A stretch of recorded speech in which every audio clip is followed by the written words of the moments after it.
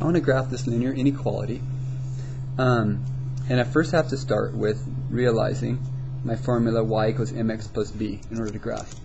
And there's a cool little trick someone showed me. If you think of the slope m as the movement,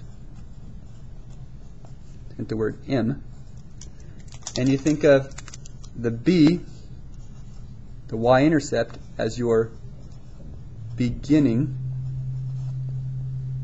it makes it really nice for graphing. Here's why. Because b is a number by itself. It's also b for by itself. So that's by itself, the 1. So we begin, that's a y-intercept, at positive 1. This is where we're beginning. Now, from that beginning point, the m, the slope, is your movement.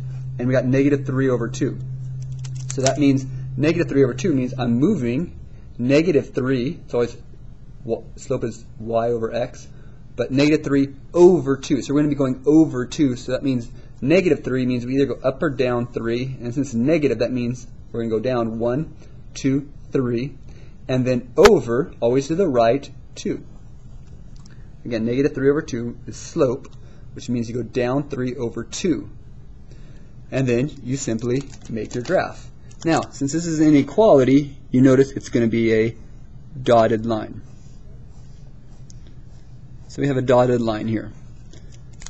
Now the next step will be, what side do we shade of this dotted line? Now since this is a greater than sign, greater means top. So greater is top, less than is bottom. And the easiest trick I've seen is basically, some people struggle, what's the top and bottom of this line? Well, if you put your pencil right here on any point, I'm going to choose the y-intercept, the b value. And since this is a greater than, we go above the top of this dot. So basically you just go up. And so anything, so this is going to be answered. Anything above. If you go to this red line, red dot, above is up here.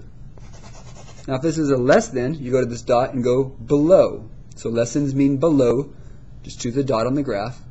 And greater than mean above.